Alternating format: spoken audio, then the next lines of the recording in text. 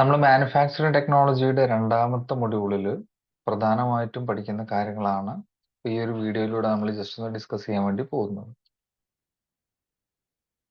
പ്രധാനമായിട്ടും നമ്മൾ രണ്ടാമത്തെ ഒരു മൊഡ്യൂളിൽ കാസ്റ്റിംഗ് എന്ന ഒരു പ്രോസസ്സിനെ കുറിച്ചും അതേപോലെ തന്നെ നമ്മൾ മെക്കാനിക്കൽ വർക്കിങ്ങിനെ കുറിച്ചുമാണ് പഠിക്കുന്നത്. അപ്പോൾ കാസ്റ്റിംഗ് എന്ന പ്രോസസ്സും മെക്കാനിക്കൽ വർക്കിംഗ് ഇതിനെ രണ്ട് കാര്യങ്ങളെ കുറിച്ചാണ് പ്രധാനമായിട്ടും ഈ ഒരു രണ്ടാമത്തെ മൊഡ്യൂളിൽ പഠിച്ചെടുക്കുന്നത്. അപ്പൊ ഈ കാസ്റ്റിംഗ് എന്ന പ്രോസസ്സ് എന്താണ്, അല്ലെങ്കിൽ എന്താണ് കാസ്റ്റിംഗ് എന്നൊരു ടേം കൊണ്ട് ഉദ്ദേശിക്കുന്നത് എന്നുള്ളത് നോക്കണം. അതുപോലെ different types of casting techniques, die casting അടക്കമുള്ള ടെക്നിക്സ് എന്തൊക്കെയാണെന്ന് നോക്കണം. Hot chamber, cold chamber process എന്താണ്, സ്പെഷ്യൽ കാസ്റ്റിംഗ്സ് ഏതൊക്കെയാണ്, ഫെറ്റ്ലിംഗ് എന്താണ്, കാസ്റ്റിംഗ് ഡിഫക്ട്സ്, അതുപോലെ hot working and cold working, powder metallurgy തുടങ്ങിയ കാര്യങ്ങളാണ് നമ്മൾ പ്രധാനമായിട്ടും ഈ ഒരു രണ്ടാമത്തെ മൊഡ്യൂളിൽ പഠിച്ചെടുക്കാനുള്ളത്. ഇതില് നമുക്ക് പ്രധാനമായിട്ട് ചോദിച്ചുകൊണ്ടിരിക്കുന്ന ഒന്ന് രണ്ട് ചോദ്യങ്ങൾ ജസ്റ്റ് ഒന്ന് ചെയ്തു നോക്കാം. മെത്തേഡ്സ് ഓഫ് ഫെറ്റ്ലിംഗ് എന്ന അഥവാ ക്ലീനിങ് ഓർ ഫെറ്റ്ലിംഗ് ഓഫ് കാസ്റ്റിംഗ്സ് എന്താണെന്നത് ചോദിച്ചിട്ടുള്ളത്. അപ്പോൾ കാസ്റ്റിംഗിന്റെ ഫെറ്റ്ലിംഗ് എന്ന് പറഞ്ഞു കഴിഞ്ഞാൽ നമ്മൾ ആദ്യം മനസ്സിലാക്കേണ്ടത് ഒരു മെറ്റീരിയല് വെച്ചുകൊണ്ട് നമ്മളൊരു കാസ്റ്റിംഗ് പ്രോസസ്സ് ചെയ്ത് കഴിഞ്ഞാൽ സാൻഡ് മൗൾഡ് കാസ്റ്റിംഗ് ആണെങ്കിൽ ആ സാൻഡ് മൗൾഡ് കാസ്റ്റിംഗിന് എന്ത് ചെയ്യണം, ആ മൗൾഡിംഗ് ബോക്സിനകത്ത് നിന്നും ആ ഒരു പ്രൊഡക്റ്റിനെ നമ്മൾ പുറത്തെടുക്കേണ്ടതായിട്ടുണ്ട്. ഈ പ്രൊഡക്റ്റിനെ പുറത്തെടുക്കുന്ന സമയത്ത് നമ്മൾ അതിനെ ടോട്ടലി ഡിസ്മാൻഡിൽ ചെയ്ത് ക്ലീൻ ചെയ്യണം. അത്തരത്തിൽ ക്ലീൻ ചെയ്തെടുക്കുന്ന ആ ഒരു പ്രോസസ്സിനെയാണ് നമ്മൾ ആക്ച്വലി ഈ ഫെറ്റ്ലിംഗ് അഥവാ ക്ലീനിങ് എന്നുള്ളതുകൊണ്ട് ഉദ്ദേശിക്കുന്നത്. അപ്പോ ഇതില് പ്രധാനമായിട്ടും പറയുന്നത് removal of dry sand course. ഇത് ഓരോരോ സ്റ്റെപ്പ് ആയിട്ടാണ് നമ്മൾ ചെയ്യാറുള്ളത്. അപ്പോൾ അതിൽ ആദ്യം ചെയ്യുന്നത് വെച്ചാൽ removal of dry sand course ആണ്. അപ്പൊ സാൻഡ് കോറുകൾ റിമൂവ് ചെയ്യുക എന്നുള്ളതാണ് ഇതിന്റെ ആദ്യത്തെ ഒരു പ്രോസസ്സ് എന്നുള്ളത്. Then removal of gate razors, fins and unwanted projections. അപ്പോൾ ഗേറ്റ്സും മറ്റുള്ള അൺവാണ്ടഡ് ആയിട്ടുള്ള പ്രൊജക്ഷൻസ് ഒക്കെ റിമൂവ് ചെയ്യുക എന്നുള്ളതാണ് രണ്ടാമതായിട്ട് നമ്മൾ ചെയ്യുന്നത്. Then removal of adhering sand and oxides.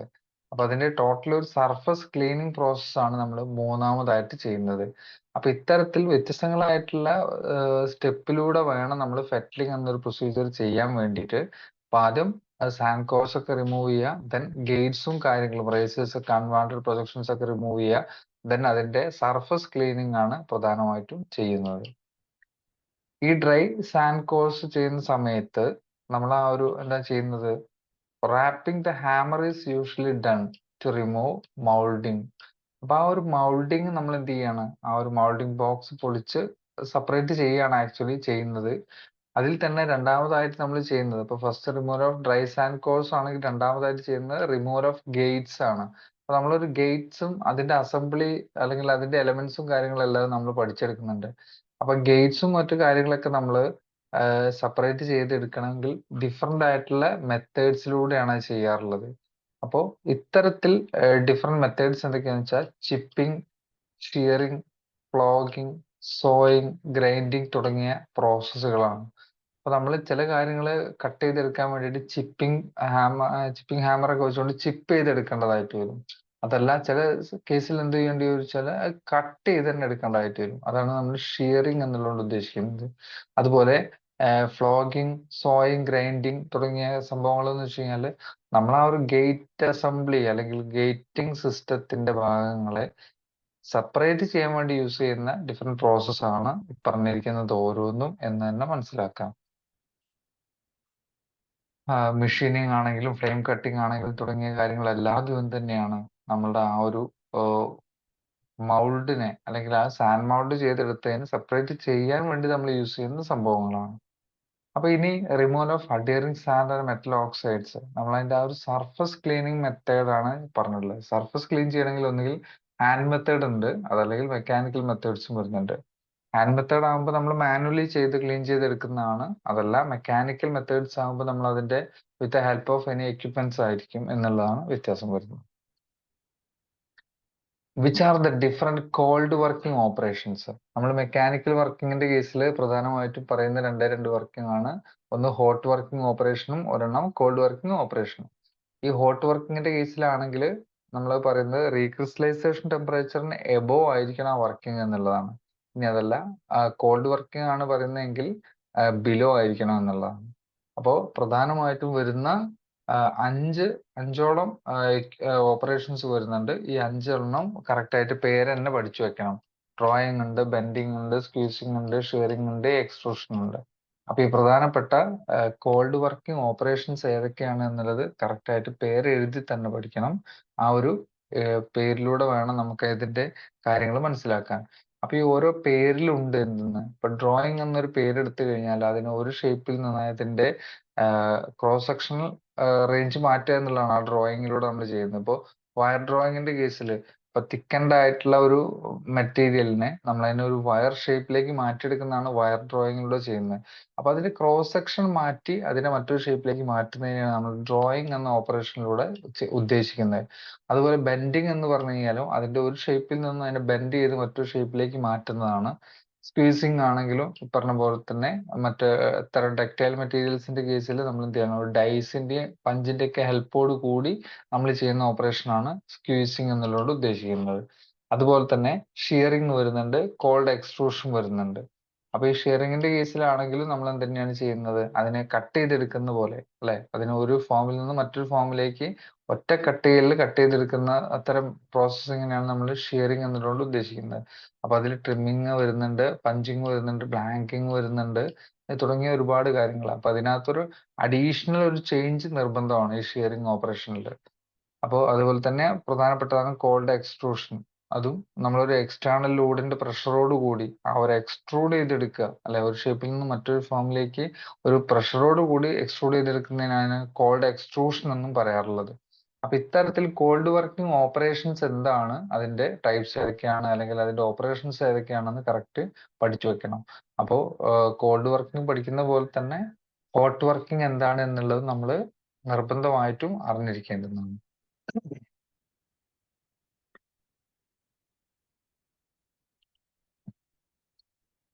നമ്മൾ ഈ ഡൈ കാസ്റ്റിംഗ് മെഷീൻസ് പഠിക്കുന്ന സമയത്ത് പ്രഷർ ഡൈ കാസ്റ്റിംഗ് മെഷീൻസ് ആയിട്ട് 2 പഠിക്കുന്നുണ്ട്.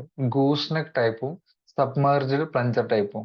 അപ്പൊ ഈ രണ്ടെണ്ണത്തില് രണ്ടും ഏതാണ്ട് അതിന്റെ വർക്കിംഗ് ഒക്കെ ഒരുപോലെ തന്നെയാണ്. നമ്മൾ ആ ഫിഗർ കറക്റ്റ് ആയിട്ട് റീഡ് ചെയ്യാൻ തന്നെ പഠിക്കണം. കാരണം ഇതില് ഒരു മൂവബിൾ ഡൈയും ഒരു ഫിക്സഡ് അല്ലെങ്കിൽ ഒരു സ്റ്റേഷനറി ഡൈയും. അപ്പൊ ഇത്തരത്തിലൊരു ഡൈ ആണ് നമ്മൾ ഈ മുകൾ ഭാഗത്ത് വെച്ചിരിക്കുന്നത്. അപ്പൊ ഈ ഡൈയിലാണ് നമ്മൾ എന്ത് ചെയ്യുന്നത്, ഈ ഒരു ഇവിടെ മോൾട്ടർ മെറ്റൽ ആയിട്ട് ഇപ്പൊ ഈ ഒരു പോർഷനിൽ ഇരിക്കുന്ന മെറ്റലിനെ പ്രഷറൈസ് ചെയ്ത് നമ്മൾ കൊണ്ടെത്തിക്കുന്നത് ഈ ഒരു ഡൈക്കകത്തേക്കാണ്. അവിടാണ് നമ്മുടെ ഒറിജിനൽ കാസ്റ്റിംഗ് നമുക്ക് ഡെവലപ്പ് ആവുന്നത്. അപ്പൊ അതിനു വേണ്ടിയിട്ട് ഒരു എയർ പ്രഷർ ഇവിടെ കൊടുക്കുന്ന സമയത്ത് ഇവിടെ ഇരിക്കുന്ന ഈ മോൾട്ടർ മെറ്റലിനെ മൊത്തത്തിൽ എന്ത് ചെയ്യണം, ഇവിടെ ഒന്ന് പ്രഷറൈസ് ചെയ്ത് ഈ ഒരു ഗൂസ് നെക്ക് ഷേപ്പിനകത്ത് കൂടെ എവിടെ എത്തിക്കുകയാണ്, കാസ്റ്റിംഗ് ക്യാവിറ്റിയിലേക്ക് എത്തിക്കുകയാണ് ചെയ്യുന്നത്. അപ്പോൾ ഇത് മോൾട്ടൺ മെറ്റൽ ആവണമെങ്കിൽ നമുക്കറിയാം അതിനെ ചൂടാക്കി കൊടുക്കണം. അപ്പൊ അതിനുള്ളൊരു ബർണർ അല്ലെ, ചൂടാക്കാനുള്ള ഒരു ബർണറും കാര്യങ്ങളും താഴെ സെറ്റ് ചെയ്തിട്ടുണ്ട്. ഒരു ഫയർ ബോക്സ് സെറ്റപ്പ് ഈ ഒരു ഏരിയയിൽ അറേഞ്ച് ചെയ്തിട്ടുണ്ട്. അപ്പൊ ഇവിടെ ഒരു മെറ്റൽ പോർട്ട് വെച്ചുകൊണ്ട് അല്ലെ, അല്ലെങ്കിൽ മെറ്റൽ പോട്ട് വെച്ചുകൊണ്ട് മെറ്റൽ പോട്ടാണ് ഇവിടെ ഈ കാണിച്ചിരിക്കുന്ന ഒരു ഡവറ പോലത്തെ സംഭവം. അപ്പൊ ഈ ഒരു മെറ്റൽ പോട്ട് വെച്ചുകൊണ്ട് അതിനകത്ത് മോൾട്ടൺ മെറ്റലിനെ കീപ്പ് ചെയ്യുകയും അതിനെ ചൂടാക്കി കൊടുക്കുകയും ചെയ്യുന്ന ഒരു സെറ്റപ്പ് ഉണ്ട്. അതിൽ എയർ പ്രഷർ കൊടുത്തു കഴിഞ്ഞാൽ കാസ്റ്റിംഗ് കാസ്റ്റിംഗ് ഹോളിലേക്ക് അല്ലെങ്കിൽ മൗൾഡ് ക്യാവിറ്റിയിലേക്ക് അല്ലെങ്കിൽ ആ ഒരു ഡൈ ക്യാവിറ്റിയിലേക്ക് ഈ മോൾട്ടൺ മെറ്റലിനെ പ്രഷറൈസ് ചെയ്ത് കയറ്റുവാണ് ഈ ഒരു മെഷീനകത്ത് ചെയ്യുന്ന പ്രോസസ്സ് എന്ന് പറഞ്ഞു കഴിഞ്ഞാൽ. അപ്പൊ അത്തരത്തിൽ പ്രഷർ ഡൈ കാസ്റ്റിംഗ് മെത്തേഡ്സ് എന്താണ്, അതെന്തൊക്കെയാണ് ഡിഫറെന്റ് ടൈപ്സ് എന്നുള്ളത് കറക്റ്റ് ആയിട്ട് പഠിക്കണം. അപ്പൊ ഇതിലൊരു ഗൂസ് നെക്ക് ടൈപ്പ് ആണ് ഈ കാണിച്ചിരിക്കുന്നത്. അപ്പൊ ഗൂസ് നെക്ക് ടൈപ്പ് എന്താണ് എന്നുള്ളത് കറക്റ്റ് തന്നെ പഠിച്ചു പോവാം. Make short note about defects in casting. കാസ്റ്റിംഗിൽ വരാവുന്ന ഡിഫക്റ്റുകളെ കുറിച്ചാണ് ചോദിച്ചിട്ടുള്ളത്. അപ്പൊ അത് mismatch, blow hole, scab, swell, pins and flashes. ഇപ്പൊ പ്രധാനമായിട്ടുള്ള ഇപ്പൊ നമ്മൾ ഏകദേശം ഒരു 10-11ഓളം ഡിഫക്റ്റുകൾ വരുന്നുണ്ട്. ഇപ്പൊ നമ്മള് ഇപ്പൊ 1-2 പ്രധാനമായിട്ടും വരുന്നൊരു ഒരു 8-9 നമ്മൾ ഇതിനകത്ത് എക്സ്പ്ലെയിൻ ചെയ്ത് പോകുന്നത്. അപ്പൊ മിസ്മാച്ച് എന്ന് പറഞ്ഞു കഴിഞ്ഞാൽ നമുക്കറിയാം, ആ ഒരു മൗൾഡിംഗ് ബോക്സുകൾ മിസ്മാച്ച് ചെയ്ത് വെക്കുക അല്ലെങ്കിൽ മിസ് അലൈൻ ചെയ്ത് വെക്കുന്നതിനാണ് മിസ്മാച്ച് ഓർ മൗൾഡ് ഷിഫ്റ്റ് എന്നുള്ള ടേം കൊണ്ട് ഉദ്ദേശിക്കുന്നത്. അപ്പൊ നമുക്ക് വൺ വേർഡ് ഒക്കെ പ്രതീക്ഷിക്കാവുന്നതാണ്. മിസ്മാച്ച് എന്നുള്ള ഡിഫക്റ്റിന് പറയുന്ന മറ്റൊരു പേര് മൗൾഡ് ഷിഫ്റ്റ് ആണ്. അതുപോലെ ബ്ലോ ഹോൾസ്, അവിടെ അത്തരത്തിലുള്ള ബബിൾസ് ഫോം ചെയ്യുക, അവിടെ ഒരു ഹോൾസ് ക്രിയേറ്റ് ചെയ്ത് എടുക്കുന്ന ആ ഒരു ഡിഫക്റ്റ് ആണ് ബ്ലോ ഹോൾസ് എന്ന് പറയുന്നത്. അതുപോലെ തന്നെ സ്കാബ് എന്ന് പറയുന്നത്, സ്കാബ് എന്ന് പറയുന്നത് it is a defect caused by breaking down of mould surface and recess the made is filled by metal. അപ്പൊ ആ ഒരു ബ്രേക്കിംഗ് ഡൗൺ ചെയ്യുന്ന സമയത്ത് ഉണ്ടാകുന്ന ആ ഒരു ഡിഫക്റ്റിനെയാണ് നമ്മൾ സ്കാബ് എന്ന് പറയുന്നത്. സ്വെൽ എന്ന് പറഞ്ഞാൽ ഇതുപോലെ എൻലാർജ്മെന്റിനെയാണ് നമ്മൾ എന്ന് പറയുന്നത് സ്വെൽ എന്ന് പറയുന്നത്. നമ്മളൊരു മോട്ടർ മെറ്റൽ ഒഴിക്കുന്ന സമയത്ത് അത് എൻലാർജ്ഡ് ആയി പോകുന്ന ആ ഒരു ഡിഫക്റ്റിനെയാണ് നമ്മൾ സ്വെൽ എന്ന് പറയുന്നത്. അതുപോലെ fins and flashes, fins and flashes എന്ന് പറഞ്ഞു കഴിഞ്ഞാൽ നമ്മൾ എന്തൊരു പ്രൊഡക്റ്റ് ഉണ്ടാക്കി കഴിഞ്ഞാലും അതിൽ എക്സ്റ്റെൻഡഡ് പ്രൊജക്ഷൻസും മറ്റുള്ള കാര്യങ്ങളൊക്കെ ഉണ്ടാകാൻ ചാൻസ് ഉണ്ട്. അത്തരം പ്രൊജക്ഷൻസിനെയാണ് നമ്മൾ എന്തെന്ന് പറയുന്നത് ഫിൻസ് ആൻഡ് ഫ്ലാഷസ് എന്ന് പറയാറുള്ളത്.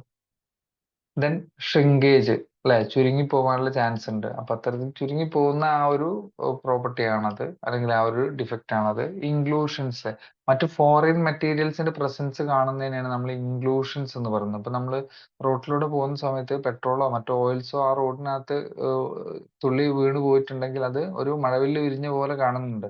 അതുപോലെ തന്നെ ഈ കാസ്റ്റിംഗ് ചെയ്ത് കഴിഞ്ഞാലും ഇത്തരത്തിലുള്ള ഒരു കളർഫുൾ ആയിട്ടുള്ള ചില ഭാഗങ്ങൾ നമുക്ക് കാണാൻ കഴിയും. അപ്പൊ അത്തരം ഭാഗങ്ങളുടെ കാരണം എന്ന് പറയുന്നത് മറ്റുള്ള ഏതെങ്കിലും ഒരു എലമെന്റ്സിന്റെ പ്രസൻസ് ആണ്, അല്ലെങ്കിൽ മറ്റുള്ള എന്തെങ്കിലും ഒരു ഫോറിൻ മെറ്റൽസിന്റെ പ്രസൻസ് വരുമ്പോഴാണ് നമുക്ക് ഇൻക്ലൂഷൻസ് കാണാറുള്ളത്. ഹോട്ട് ടിയേഴ്സ്, അപ്പോൾ ടിയേഴ്സ് ക്രിയേറ്റ് ചെയ്യാനായിട്ട്, അതായത് ക്രാക്കുകളും മറ്റുള്ള കാര്യങ്ങളൊക്കെ ഉണ്ടാവാനുള്ള ചാൻസസ് വളരെ കൂടുതലാണ്.